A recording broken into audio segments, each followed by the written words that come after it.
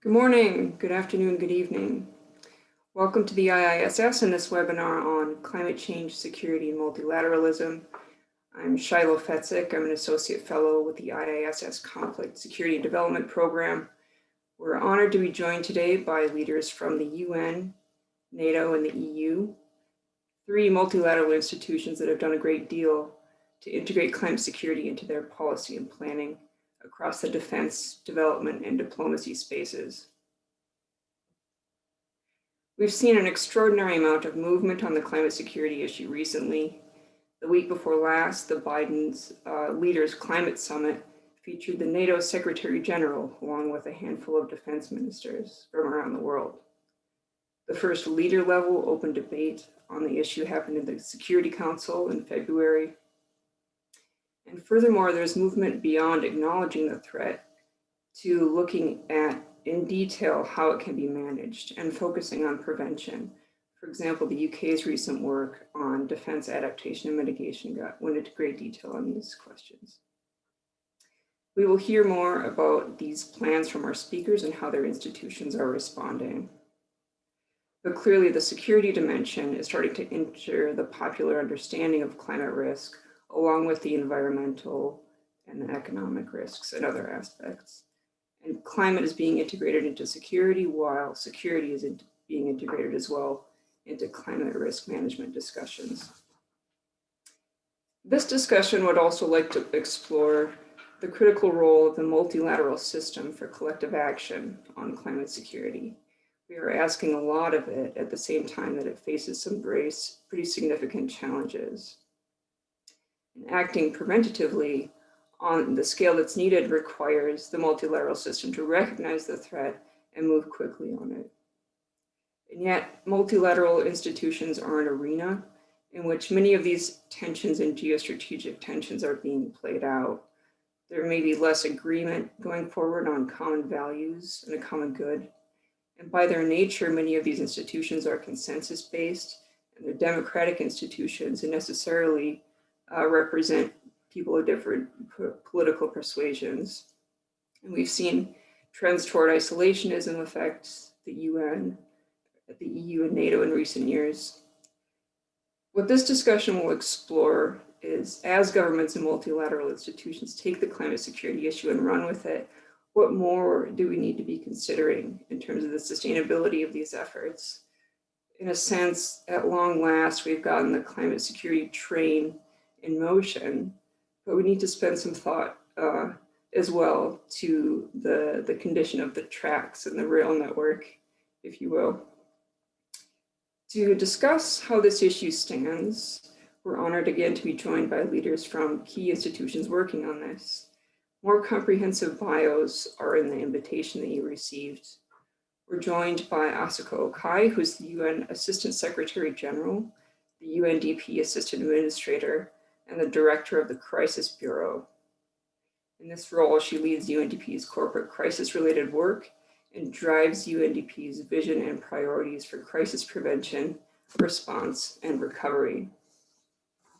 Michael Rühle is the head of the Hybrid Challenges and Energy Security section in NATO's Emerging Security Challenges Division, and he's kindly stepped in when NATO Assistant Secretary General David von Wheel had a scheduling conflict, so thank you so much. Hilde Hardeman is head of the European Commission Service for Foreign Policy Instruments, which specializes in conflict prevention, crisis response, reconciliation, and peace building, and in building alliances, contributing to the rules-based multilateral global order. Thank you all so much for your time today and being here with us. A couple of housekeeping items. Following their presentations, we'd like to leave ample time for Q&A. You have the option to raise your hand and ask your question live. Our AV team will unmute you, or feel free throughout the discussion to pose your questions in the chat box. The webinar will be recorded and available on the IISS website within 24 hours if you'd like to share it with colleagues. Now, I would like to invite Asako Okai to speak to climate security action at the UN. Asako, the floor is yours. Thank you, Shiloh. Good morning, good afternoon, good evening, the audience around the world. I'm excited to be here as it is not so common for a development organization to be invited to the International Institute for Strategic Studies. However, to advance the advocacy and work on these very pressing issues of climate security, it is important to bring together a combination of development, peace, and security actors for a coordinated and collective approach. Let me first outline what UNDP does in the space of peace and security, as well as on climate change, and for those who may not be so familiar with us. As we all know, since around 2010, while interstate conflict remains rare, the number of violent conflicts within states has increased, involving more non-state groups and regional and international actors. They include rebels, militias, armed trafficking groups, and violent extremist groups that may coalesce around a grievance, an identity, an ideology, or an claim to economic or political resources. In particular, we gain a recognition that the root of many violent conflicts today lies in grievances related to exclusion, from access to power, natural resources, security, and justice, for example.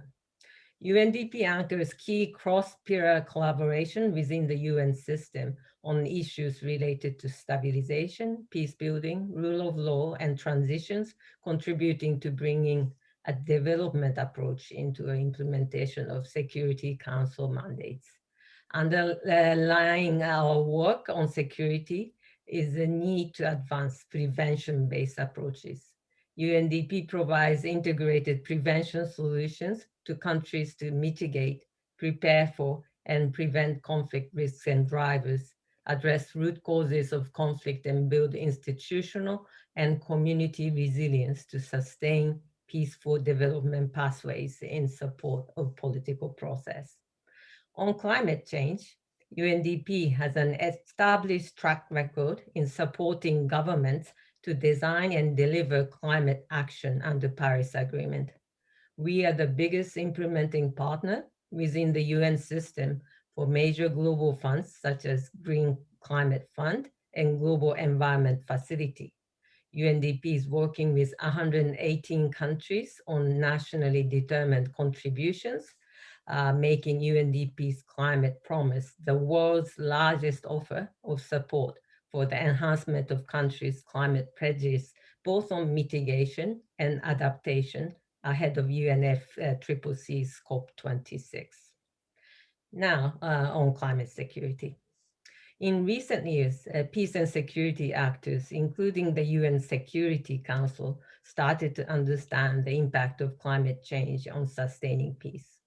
The Council acknowledged that the impact of climate-related security risks on stability in resolutions related to UN mission mandates in the Lake Chad Basin, Mali, Somalia, Central Africa, and Darfur. The Council is calling for adequate assessments, management, and response strategies. Driven by such growing recognition, the Climate Security Mechanism was established in 2018. This is an interagency initiative among UNDP, UN Department of Political and Peacebuilding Affairs, and UN Environment, first initiated by Sweden, now also supported by Norway, Germany, and UK to strengthen the capacity of the UN to address the interlinkages between climate change, peace, and security.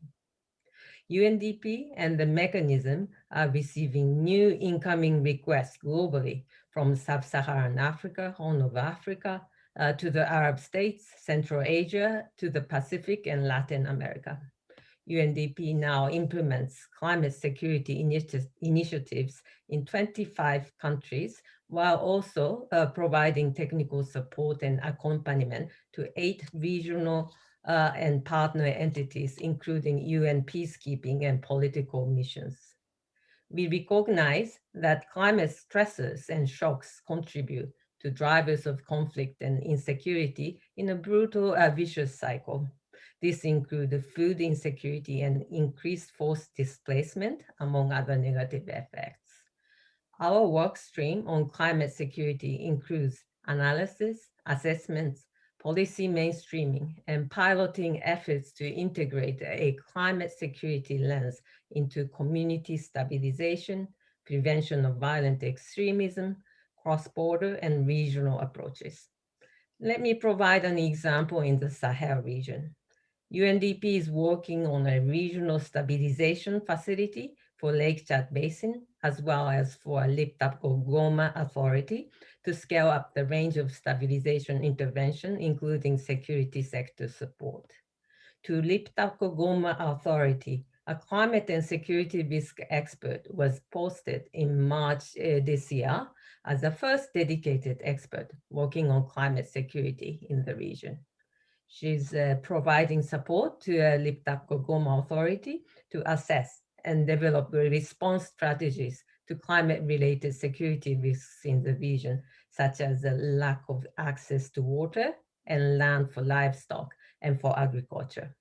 Communities sees that the increased competition for land and water is fueling tensions between nomadic herders and farmers. The lack of job opportunities for youth is making them susceptible to recruitment activities of non-state armed groups. Another example in the Chartreuse district in Tajikistan, close to the Afghanistan border. I had a chance to see firsthand the interaction between poverty, exclusion, and climate change. In that region, climate change, extreme weather events, crop failures, food insecurity, and lack of job opportunities have resulted in large-scale labor migration. Many young people struggle due to a lack of higher education and can only find unskilled work. With little prospects for the future, they are susceptible to radicalization and organized recruitment by extremist groups. UNDP and its partners have worked to tackle different parts of the problem. This includes livelihoods and youth entrepreneurship, disaster risk reduction, climate smart agriculture, strengthening of border controls, and fostering cross-border market creation and community resilience work. The direction of our work on climate security is threefold. First, we seek to advance mainstreaming climate change into prevention and peace-building work. Much of our peace and security work is by varying degrees still climate blind. We see an imperative to climate proofing all of our prevention and peace building work that takes place in contexts highly exposed to climate change. Second, we look to ensure peace positive mitigation and adaptation approaches that go beyond do no harm and conflict sensitive. We need to leverage the technical solution to climate, nature, and energy to serve as platforms for prevention and peace building. Third, identifying integrated approaches to climate action and sustaining peace, meaning through integrated solutions, we wish to achieve multiple sustainable development goals, including SDG 7, affordable and clean energy, Goal 13 on climate action, and Goal 16 on peace, just, and strong institutions. To conclude, I will point to a further challenge that we need to address down the road. Central to achieving objectives of climate security are strong partnerships capable of delivering integrated solutions at scale with sustainable impacts. The international community must improve the way in which domestic development processes interact with security, diplomacy, mediation, and other efforts to prevent conflicts from becoming violent. Risks related to climate change, peace, stability, and security are transboundary. We need to devote more effort to developing regional and sub-regional analysis, working with and empowering regional partners and designing cross-border approaches.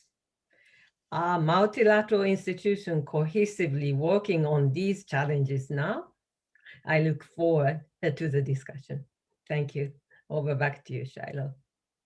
Great, thank you very much, Asako. It's very impressive, the scope of work and the potential for influence of dynamics on the ground that UNDP has in this arena. And I was struck by your emphasizing of the role of grievance and exclusion. And I think in light of the COVID crisis and what that's revealed about the strengths and otherwise of the multilateral system, I think that will be a really important dynamic and driver going forward in terms of assessing the success of interventions in this area. I'd like to turn it over to Michael Rühle from NATO for your remarks. Michael, the floor is yours. Thank you, Shiloh, and thanks for this invitation. It's a pleasure to be here. Climate change is now seen by the majority of the population in the Western industrialized world as the #1 threat. It's way ahead of cyber attacks, international terrorism, you name it. And I think that's easy to see why, because rising global temperatures will lead to a rise in sea levels, increasingly cause extreme weather events such as storms, floods, droughts, forest fires, you name it. NATO is not the primary addressee when it comes to climate change. That role, I think, is played by institutions that can set limits, for example, on CO2 emissions. But NATO is no innocent bystander either. Since the 1970s, we have been setting environmental protection standards for certain military activities, for example. We have been funding climate-related research for decades. We have made considerable progress in enhancing energy efficiency in the military, for example, by reducing the consumption of fossil fuel in forward deployed camps by bringing in renewables like wind or solar. So we already have some experience in the climate dossier. We also have considerable experience in responding to humanitarian disasters, whether they are climate induced or not. For example, in the Pakistan earthquake in 2005, NATO airlifted 3,500 tons of supplies to the stricken region. And in other natural disasters such as floods in allied and partner countries, earthquakes, we have also delivered humanitarian aid.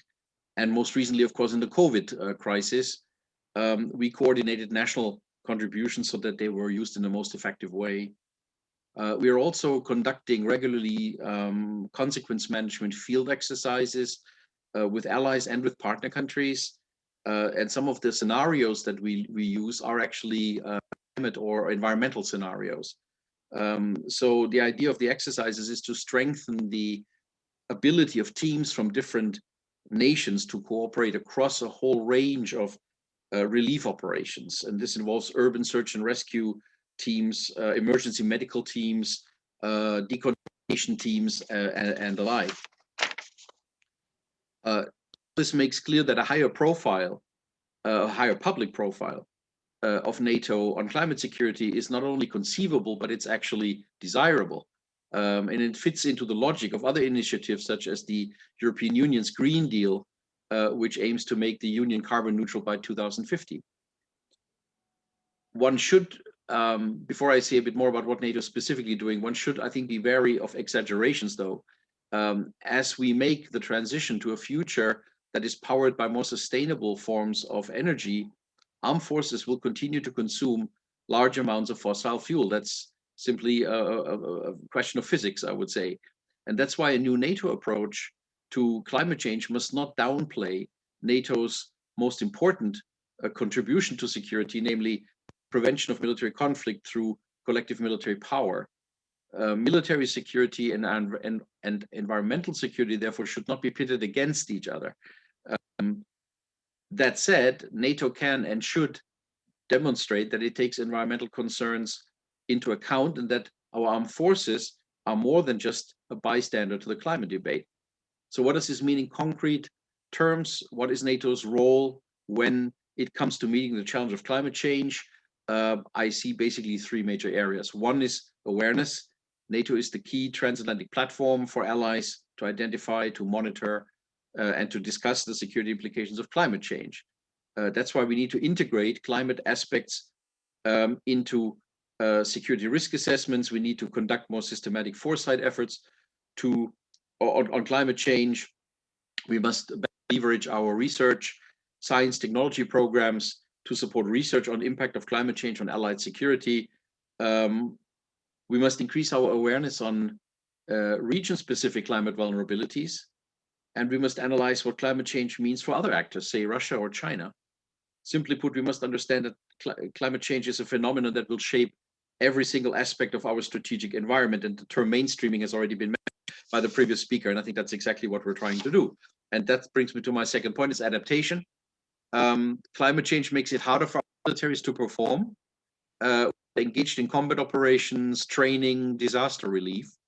In Afghanistan, allies had to replace some of their helicopter engines because they simply couldn't cope with the heat, just an example.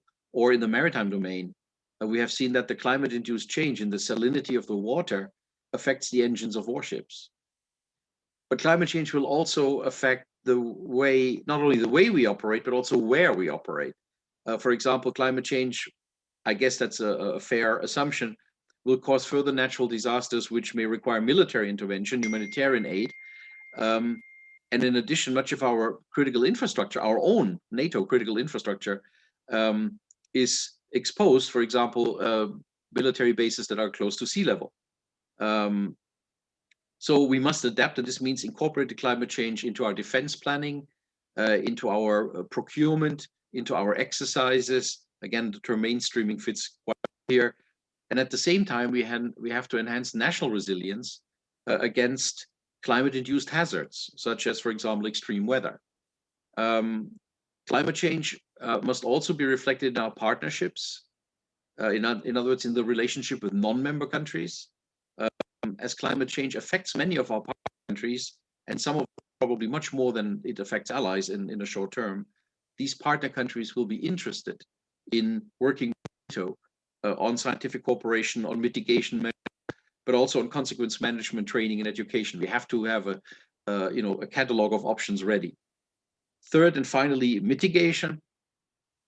Climate change happens largely because we burn fossil fuel. And that's why we all have a responsibility to cut emissions.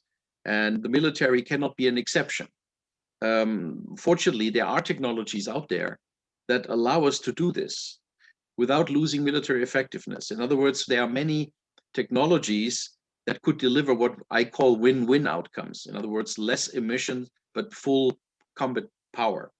I mentioned earlier, we already have been running projects to reduce the use of fossil fuel in military camps by bringing wind and solar into the picture. And many allies have been conducting experiments with biofuel, with special paint to reduce the water drag on the hull of ships, with LED to reduce electricity consumption in military installations. Others are experimenting with hydrogen fuel cells, batteries, and so forth. All this is done for practical reasons, not just for environmental reasons, because the more energy efficient we become, the less we need to rely on vulnerable fuel supplies, for example, and the better, therefore, our mission endurance. So, of course, we need to reduce emissions, military emissions, in a systematic way, and that means we first need to know how much do we actually consume in terms of fuel. In other words, we need to take a major mapping exercise that would establish some baseline numbers, and this is going to be very difficult. 30 countries, collectively figuring out how much do we actually, how much fuel do we actually use. But I think in the end, it will be a useful exercise because we could use it as a basis for further emission reductions. Last March, NATO foreign ministers agreed a so-called NATO agenda for climate change and security. And this agenda contains many of the ideas that I just shared with you. We are now working on a more detailed action plan, which will be agreed in time for our summit in the middle of June. This is the first major plan how NATO will respond to climate change, in adaptation, in mitigation, in awareness. And all this demonstrates that when it comes to global challenges such as climate change, NATO will not just be an innocent bystander, but an alliance that is willing to take action. Thank you. Wonderful. Thank you, Michael. It's great to see how much action there is on this just recently. And one gets the sense that behind closed doors, there was a lot of energy and interest in this, and just maybe waiting for the political climate to be right to move forward on this. And it's also I'm happy that you made the point very strongly that these changes don't necessarily have to impact mission and capabilities, that there's certainly, as you put it, a win-win in this area. Hilde Hardeman, over to you. Thank you very much. Well, thank you so much to the International Institute for Strategic Studies for this invitation. I'm really happy to have this opportunity to discuss with you the pressing question of climate security. We all know that there are untold challenges when we consider the effect of climate change on conflict and security. And at the same time, I think that there are reasons for confidence when we consider the unprecedented level of engagement and attention to this critical issue. For the European Commission, tackling climate change is at the very center of its objective. The European Union has set out its commitments in the most concrete terms, with the new Green Deal's emission reduction target of 55% by 2030 and carbon neutrality by 2050, and with the aim of this becoming a binding commitment to an environmentally sustainable circular economy for all.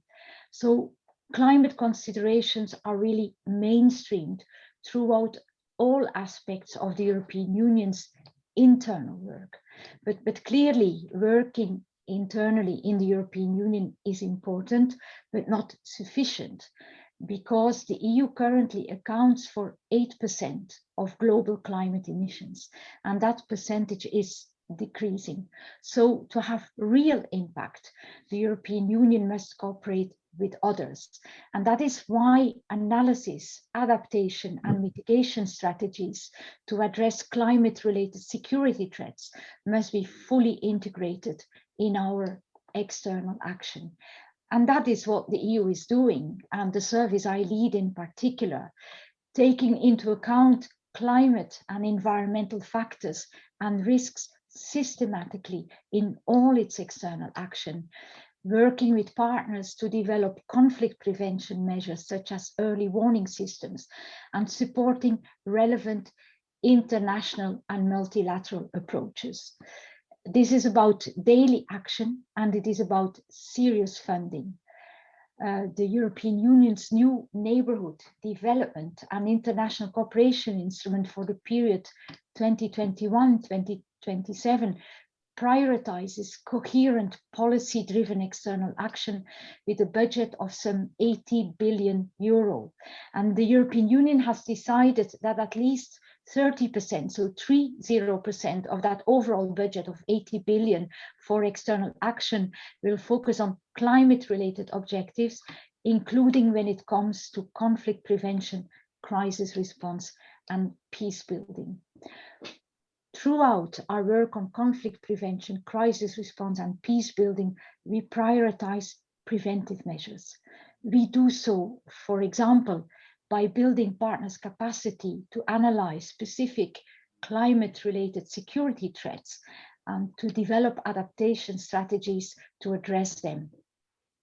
These measures cover a wide range of issues, from tackling forced displacement over facilitating agreements on transboundary cooperation and mitigating conflict around natural resources, to institutional capacity building and strengthening critical infrastructure. And clearly, these are very complex risks that require comprehensive and cross-sectoral responses, as well as very close partnership with others.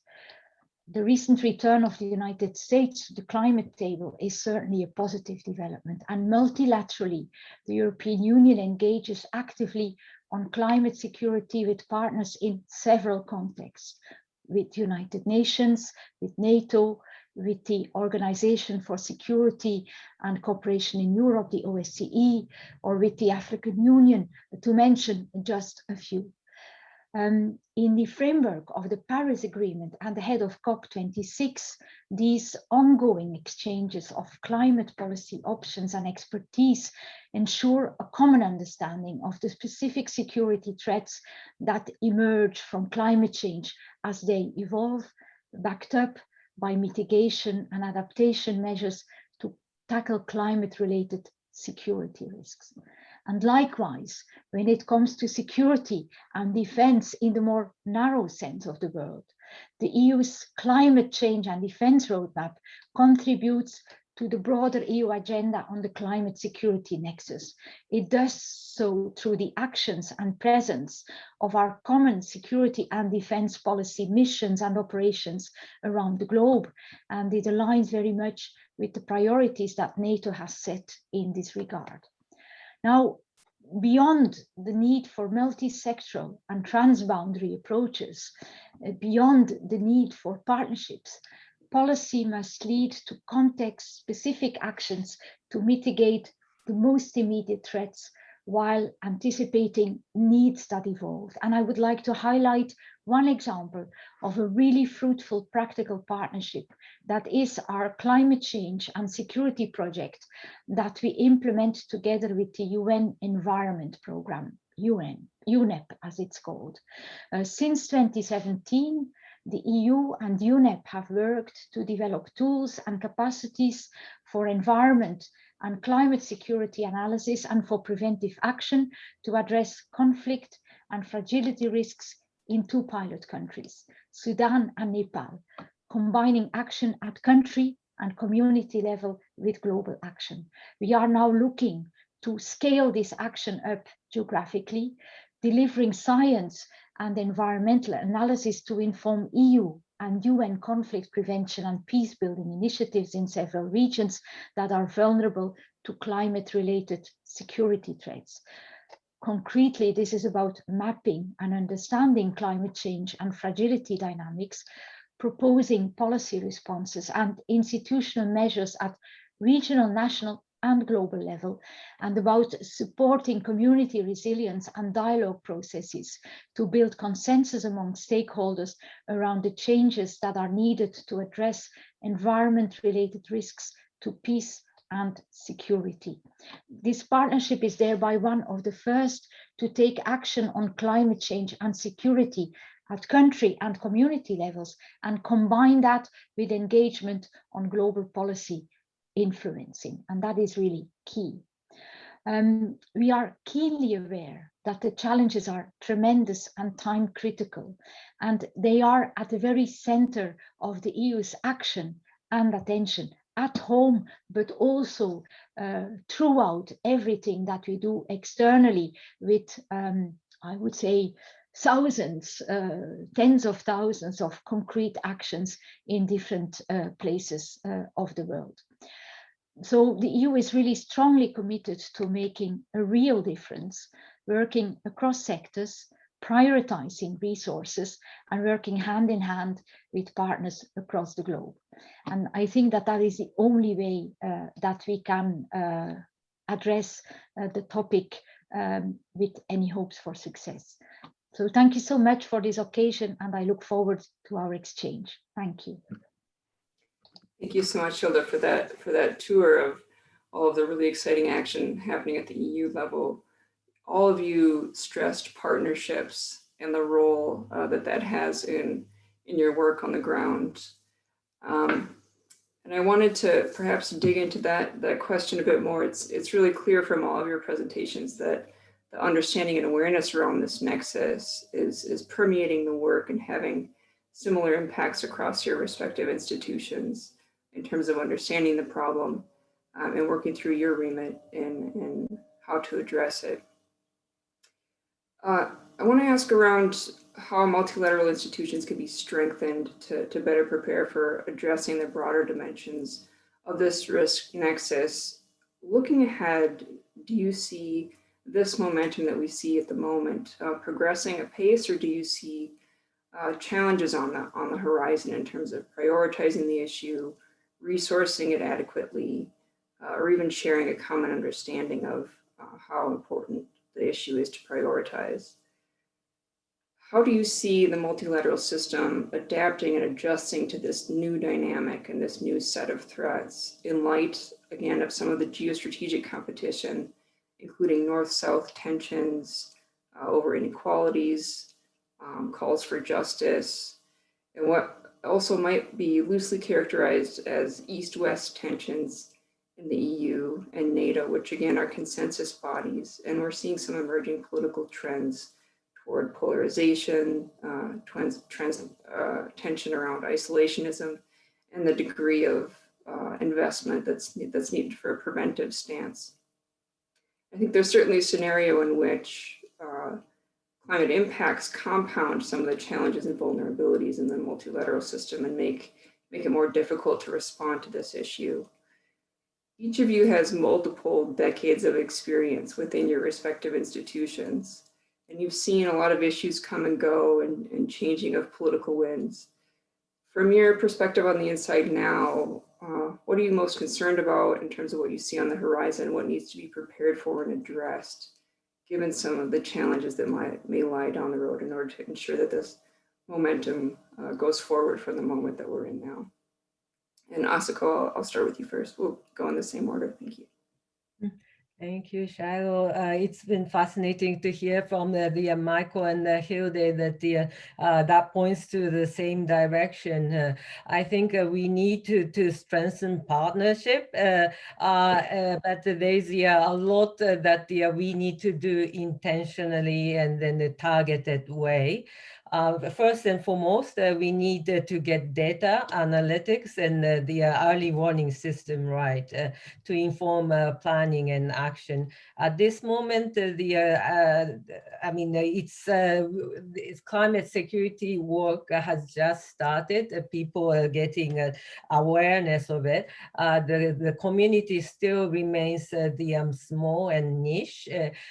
So there will be a lot to do in terms of the awareness raising, as well as the grounding, mainstreaming the work of the climate security lens into various disciplines of work. I mentioned that the climate proofing, the peace building and prevention work, as well as the making our climate action, the conflict sensitive, that and peace positive. That is itself is the hard thing. And then even to build on that, to get the cohesive across the different partners, multilaterals, bilaterals, also a challenge. So let's get at least the area-based approaches right. And there are many approaches that is going on with the multi-stakeholders. Hilde named the one collaboration with UNEP and EU. We have been associated with the various partners in different places. For instance, UNDP has conducted the climate security risk assessment of Eastern Europe, Central Asia, and South Caucasus a few years back, together with OSCE, UN Environment, and UN, the ECE, and the Regional Environment Center for Central and Eastern Europe. And then that is also around the having the assessment right and the implication, priority, and recommendation to policymakers and state institutions and public. So that's one. In Iraq, for instance, we worked with the League of Arab States, UN Environment, UN Office for Disaster Risk Reduction, UN Habitat, and Arab Water Council to do the climate security analysis to Mesopotamia marsh area, where the Saddam Hussein regime systematically drained the marsh in the 90s and to punish the marsh Arabs who had rebelled against him. As such, there are a lot of initiatives now emerging, and then we need to foster that partnership across. That's there's an encouraging trend, but we need to build up. That's one. But financing is really issues that I want to bring up. Underinvestment in conflict prevention and climate finance and fragility. That's chronicle issues that we face at this moment. ODA, offshore development assistance, to fragile context. There is an OECD DAC analysis that only 2% of the ODA went to prevention in fragile setup. That's wow, it's so hard. I really appreciate the prioritization by EU to spend a certain set of money. 30% of the huge amount of the 18 billion goes to climate security and also conflict prevention. We truly appreciate the partnership of the EU. But we need to do more on the investment to conflict prevention. And then the climate finance side, Secretary General recently called on member states to increase the share of adaptation and resilience finance to at least 50% of their climate finance support and make accessible to those frontline of climate crisis. And then countries which are both highly exposed to climate change and conflict and insecurity. So that sort of the intentional allocation it needed to be ensured in order to move forward. And thirdly, I will be quick on this part, capacity. This niche area, the emerging work stream, it is still the important to build up our own capabilities or the experts in these areas. From our experiences, the climate security mechanism launched 9 initiatives simultaneously in 3 regions. And it was a challenge to identify suitable qualified experts. So we are now building up the roster of climate security experts that can, and then we need to broaden recruitment effort to bring on board the best expertise we can find and actively cultivate this not only individual but the institutional capacity. So South-South cooperation, North-South trilateral research, partnership modalities, anything that we need to intentionally foster as we move on. So the partnership analysis, get a lot of the area-based work on track. That's one. Second, solve the underinvestment in prevention and the climate security financing in fragile setting. And then thirdly, intentionally work on the our expertise and capacity. So these are the 3 challenges, but the way forward. Thank you. Over to you, Shiloh. Thank you so much. That's a very clear agenda. Michael, over to you. First, I would say about your question: is that trend sustainable? Is it powerful enough? I would say yes, simply because climate change is irreversible, and therefore we have no other choice. I think this is a generation, an issue for several generations. What I would like to stress are maybe 3 points. One is consensus. If I'm trying to build a NATO agenda on climate change, I need to bring all allies along. That's the number 1 point. And it will be interesting to see in the next few weeks as we negotiate the action plan, you know, whether allies really sing from the same song sheet, whether some allies have, you know, different, would put a different emphasis on certain aspects of the climate agenda than others. So that's a challenge in everything NATO does. But I cannot tap into the resources or tap into the knowledge of other institutions like the UN or the EU if I don't have a clear idea about what I am and who I am and what I want to do. So that's important to have a consensual, hopefully solid consensus on our role.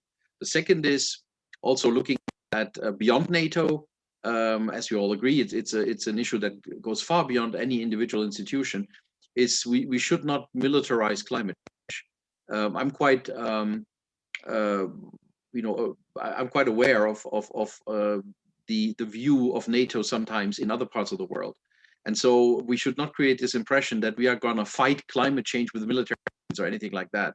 Yes, climate change is a challenge to military operations because it changes the environment in which forces operate, but we should not create this impression that we are sort of fighting climate change with military means. That's something completely different. And so when we reach out to partner countries, to countries around the globe, that should be very, very clear. We are not militarizing this issue. We're simply looking at our toolbox and see which parts of it are useful in mitigating climate change, or in some cases in dealing with the consequences of climate change. My last point is indeed on reaching out, staying on this point of reaching out.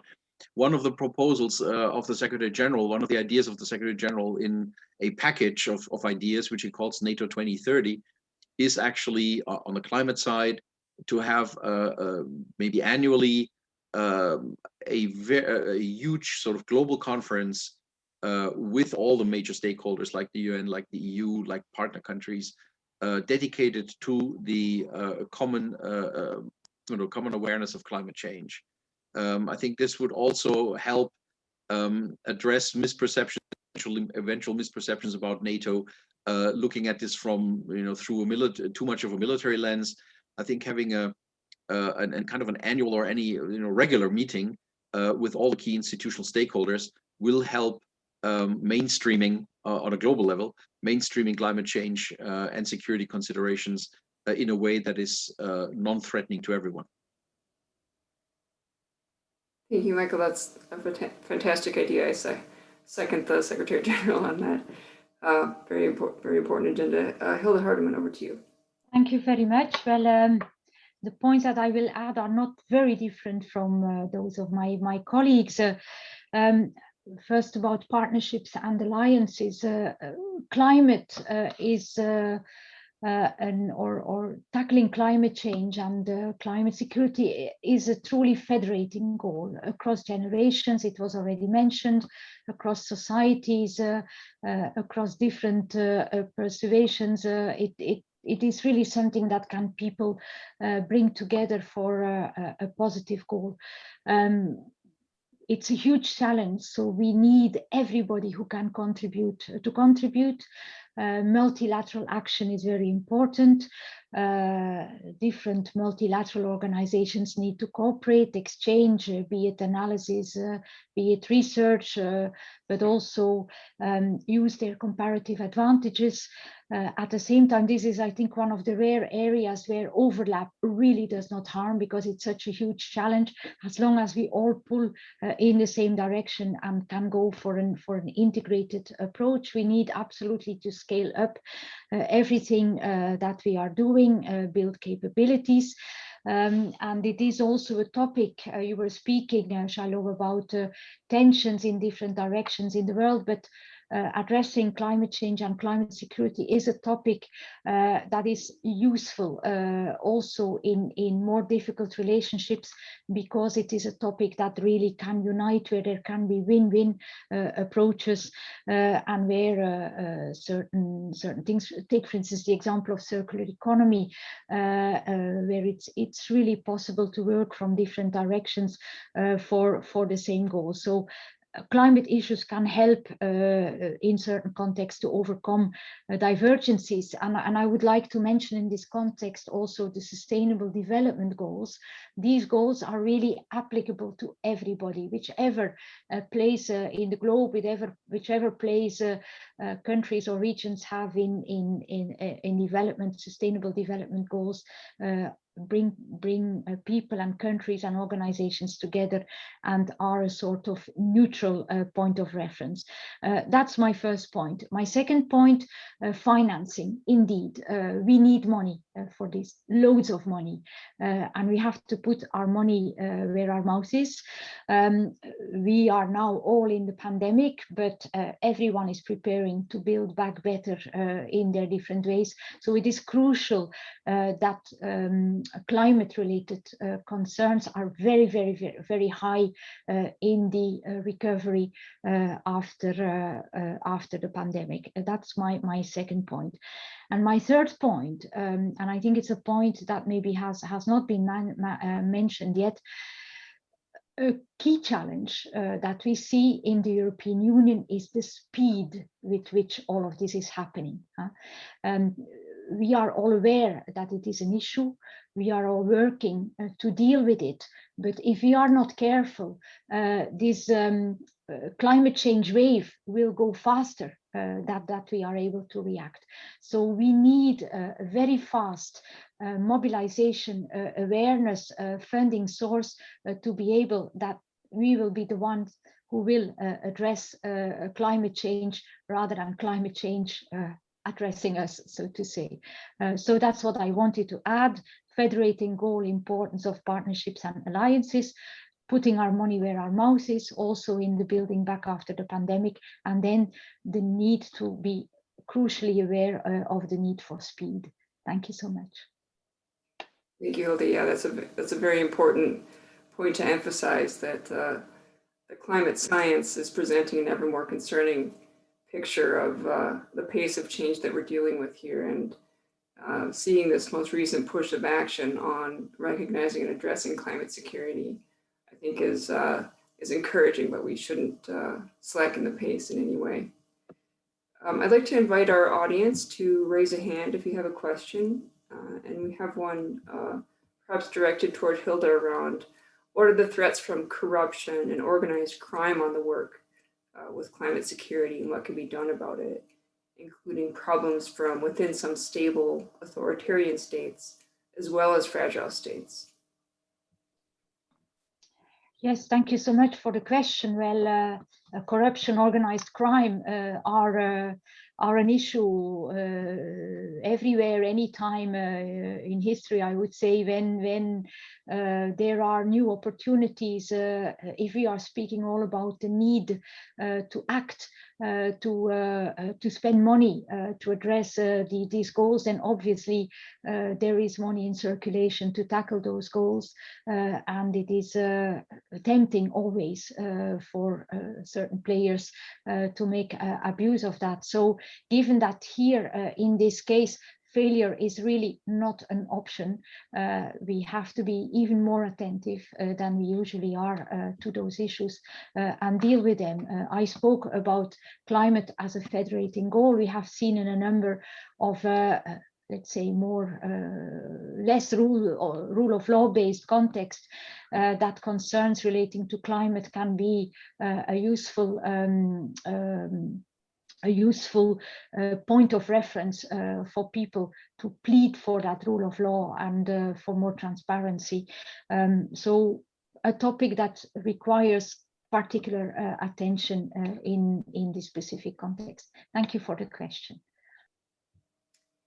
Great. I wanted to loop back, following up with regard to NATO, on a comment that Secretary General Stoltenberg made during the Leaders Climate Summit.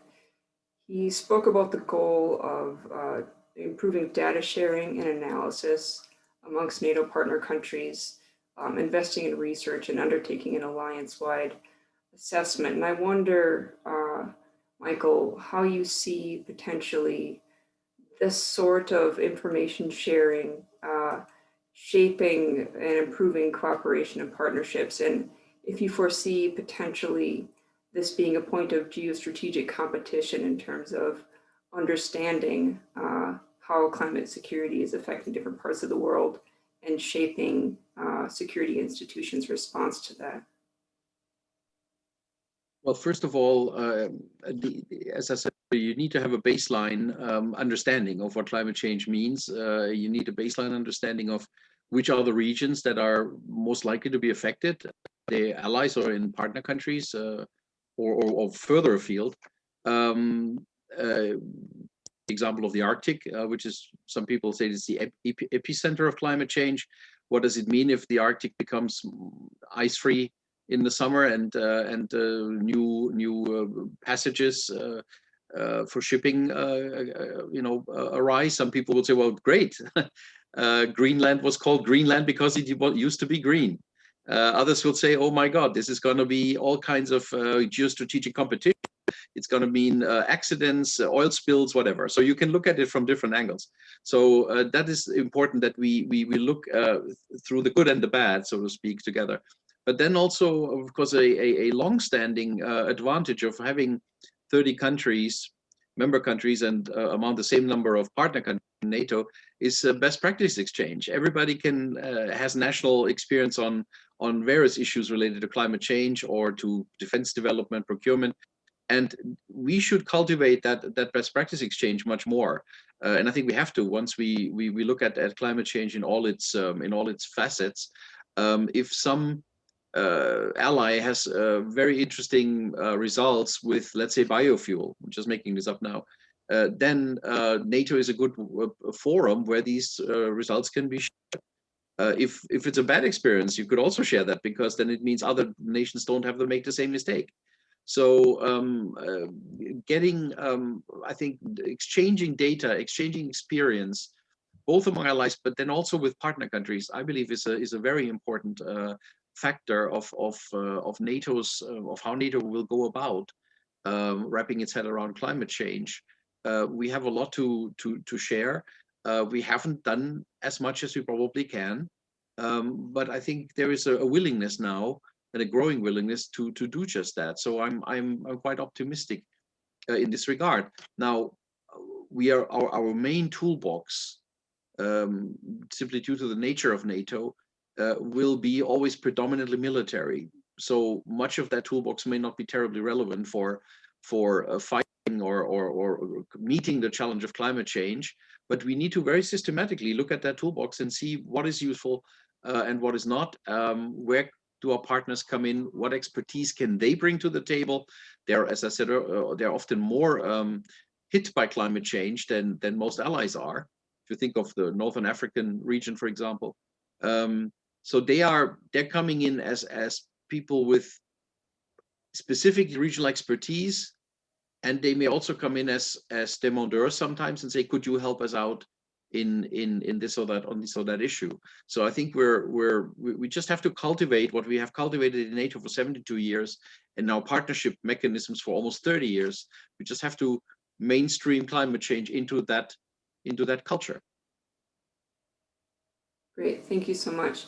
We're nearing the end of our time, and I just have one quick question to turn to each of you, which is, given the challenges that you've all outlined around the multilateral system and addressing this issue, what do you need from political leaders, from the research community, from those shaping the security discourse in regions that might be affected by climate change and who don't yet recognize climate security as a threat, in order to be looking a bit further down the road and down the track, as it were, and considering some of the medium-term challenges of the multilateral system? And perhaps we'll go in reverse order, starting with Hilde.